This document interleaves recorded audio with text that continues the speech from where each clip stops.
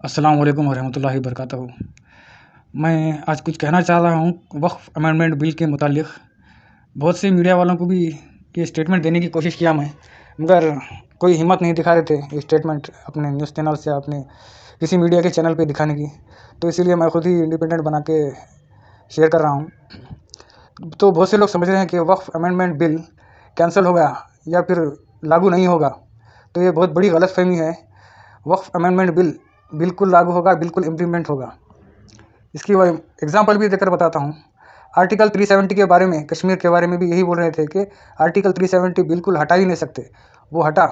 राजीव गांधी साहब शाबानो केस को लेके ट्रिपल तलाक का बिल इंट्रोड्यूस कराए थे।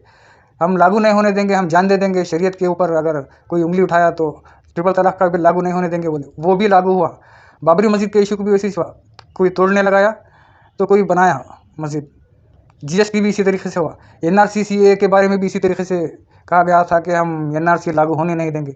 अगर एनआरसी लागू हुआ, कुछ लोगों को अरेस्ट करना भी स्टार्ट किए हैं असम में, और कुछ लोगों को लाके बसाना भी शुरू कर चुके हैं। तो अच्छी बात है, लाके बसाने दो, उनकी कम्युनिटी है, उन अपने कम्युनिटी को हेल्प करने दो। बताने का मकसद ये है कि हम लोग समझ रहे हैं कि ये लागू नहीं होगा, हम लागू होने नहीं देंगे, मगर ये बराबर लागू होकर ही रहेगा। आज नहीं तो कल होगा।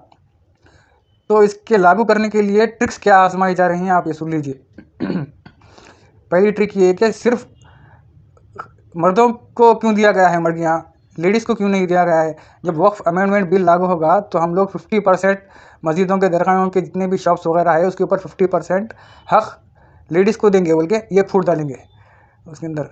तो दूसरी बात क्या बोलेंगे, हम लोग हर मस्जिद के इमाम को 30,000 सैलरी, मौज़न को 20,000, फ़राश को 15,000 और 10,000 रुपये मस्जिद के इलेक्ट्रिसिटी बिल और मेंटेनेंस के लिए देंगे बोल के ये ऑप्शन रखेंगे उसके अंदर। और उसके अंदर ये ऑप्शन रखेंगे कि हम हर मस्जिद के बाहर आरओ मिनरल वाटर प्लांट बिठाएंगे, जिससे हिंदू भी पानी भर के इस्तेमाल कर सकता, मुसलमान भी इस्तेमाल कर सकता। आरओ पानी फ़िल्टर करने के लिए समझिए, अगर एक ड्रम पानी को फ़िल्टर करने के लिए सिर्फ एक घड़ा पानी आरओ वाटर निकलता है, बाकी का 10% निकलता है सिर्फ पीने के काबिल, 90% फेंकने में जाता है। वो लोग बोलेंगे वो 90% जो जाता है फेंकने में, वज़ू खाने और तारत खाने के लिए काम आएगा और फ्री आरओ वाटर पानी पीने को मिलेगा आप लोगों को। ये भी एक ऑप्शन रखेंगे वो लोग। तो जो है ऐसे बहुत से ऑप्शंस रख के ऑफर्स रखेंगे, किसी ना किसी तरीके से हम लोगों में आपस में फूट डालेंगे और ये कानून लागू करके ही रहेंगे ये लोग।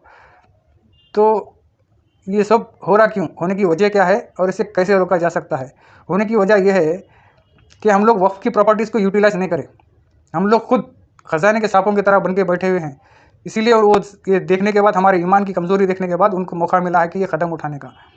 मैं एग्जाम्पल के तौर पर बोलता हूँ कि हिजाब छीना जा रहा था मुसलमान ख़वातीन का। जब कोई दरगाह के सज्जादे या कोई दरगाह की प्रॉपर्टी रखने वाले या फिर वक्फ की दूसरी जो जायदाद है, वो लोग कोई नहीं बोले अरे लड़कियों का हिजाब छीन रहा है भाई, हम लोग हमारे इदारे बनाएंगे, हमारी इतनी ज़मीन है, इसमें लड़कियों के लिए स्कूल और कॉलेज बनाएंगे, हम लोग पढ़ाएंगे। नहीं बोले। मस्जिद की एक मड़गी रहती है, उसका जो किराया रहता है 3 से 4 हज़ार रुपये रहता है। वो जो है ना, जो वो मड़गी लेता है वो दूसरे को 10 से 12 हज़ार रुपये में किराया दूसरे को देता है, सेकंड पार्टी। मस्जिद को 3,000 रुपये दे रहा, उन बाहर से 10,000 रुपये ले रहा। जो तो ये 7,000 जो एक्स्ट्रा अमाउंट जो खा रहा है, जो शख्स सेकंड पार्टी करके जो किराए को दे रहा है दूसरे को, वो 7,000 रुपये पर किसका हक़ था? वो बेशक मस्जिद का हक़ था। यही हमारी करतूतें हैं। हमारे रायचूर में हाशिम मियाँ स्टेडियम, हाशिम मियाँ साहब वक्फ़ कर दिए थे अपनी ज़मीन आवाम के लिए। स्टेडियम का नाम हाशिम मियाँ स्टेडियम था। वो स्टेडियम को जो है ना महात्मा गांधी स्टेडियम रखे। खैर कोई बात नहीं, नया स्टेडियम बनाओ, अच्छा आलीशान स्टेडियम बना के महात्मा गांधी स्टेडियम रखो, राजीव गांधी स्टेडियम रखो कोई बात नहीं। ये वक्फ़ के लिए जो वक्फ़ करे थे हाशिम मियाँ साहब, वो नाम भी छीन लिए, स्टेडियम के ऊपर से जो है ना हुक्म भी नहीं रहा मुसलमानों का। ये एक और एग्जांपल दूंगा मैं रायचूर का ही। पोस्टमैन सर्कल बोल के अब जो गंज सर्कल है वहाँ पे रजिस्टर्ड कराए थे गफ़ार सेठ, रजिस्टर करा के सर्कल नाम पोस्टमैन सर्कल रखे थे, और गंज का नाम मुकर्रमगंज था। वो गंज का भी नाम चेंज हो गया और सर्कल का भी नाम चेंज हो गया। कौन करे, आंखों के सामने हुआ ये आपके। और एक मिसाल देता हूँ, हज़रत शम्स आलम रहमतुल्लाह अलैह की दरगाह के सामने से जो रोड जा रही, असल में तो वो रोड नहीं है, वो कच्ची रोड थी। पहले लोग पैदल फिरते थे, उसके बाद बंडियाँ वाले बोले कि हम लोग यहाँ से बंडियाँ लेके जाते हैं, हमारे को सहूलत दो। बंडियाँ लेके जाना स्टार्ट हुए, उसके बाद से कार और बसेस जाना स्टार्ट हो गए, रोड बन गई। रोड बनने के बाद उसी रोड का नाम जो है ना, हज़रत शम्स आलम रहमतुल्लाह अलैह के दरगाह के सामने से जो रोड जा रही, उसी रोड का नाम जस्टिस शिवराज पाटिल रोड रखा गया है। तो ये भी आपकी आंखों के सामने ही है। ईदगाह के लिए ज़मीन की ज़रूरत है बोल के सालों से बोल रहे, और चंदा भी उठा रहे। उसका पैसा चंदा उठाते तो इतने साल से उसका पैसा कहाँ गया मालूम नहीं है। एक और बात, वहाँ पे एक दरगाह है आरटीओ सर्कल के पास, वहाँ पे कई एकड़ 18 एकड़ या कुछ ज़मीन है वहाँ पे। वो ज़मीन को कोई एक फॉर्मर पॉलिटिशियंस एमएलए कब्जा करके लेआउट बना रहा बोल के बोले। जब उतनी बड़ी ज़मीन थी आपके पास, आप बोल सकते थे अरे नया ईदगाह बनाने की ज़रूरत है रायचूर को, हम एक ईदगाह बनेंगे यहाँ पे, आओ ईदगाह बना लो। या फिर कौम के मिल्लत के लोगों को जो है ना फ्री में नहीं, किराए पे भी दे सकते थे ज़मीन। ये लो भाई 30-40 की ज़मीन मैं बनाता हूँ, इस पर किराया पे रहो, आप महीना महीना इतना दो, इसके ऊपर स्कूल बनेंगे, इसके ऊपर कॉलेज बनेंगे, इसके ऊपर एक मार्केट बनाएंगे, ये भी बोल सकते थे। मगर रख ले के बैठे, क्या हुआ, कोई और कब्जा करा, लेआउट बना रहा उसके ऊपर। अब बोल रहे कि अल्लाह की ज़मीन पे कब्जा करा, आओ मदद करो। नहीं, पूरे हर जगह यही काम हुआ है। तो जो वक्फ किए हैं आबा और अजदा पुराने लोग, अल्लाह की ज़मीन है कौम मिल्लत के काम आने के लिए, तो कब काम आती हो। हम लोग वक्फ की ज़मीन पे एक नया कब्रिस्तान भी नहीं बना सक रहे, ना पुराने कब्रिस्तान को मेंटेन कर सक रहे।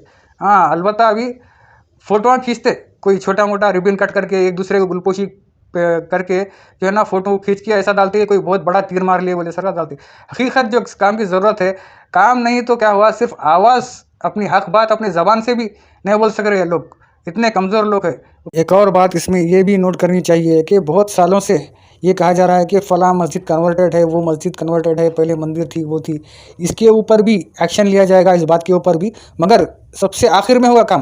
पहले पूरी तरीके से वक्फ बोर्ड को, उसकी ज़मीन को, उसके इक़्तिदार को, उसके जो भी इदारे हैं, मस्जिदें हैं, दरगाहें हैं, उसके पूरी तरीके से अपने अंडर में लिया जाएगा।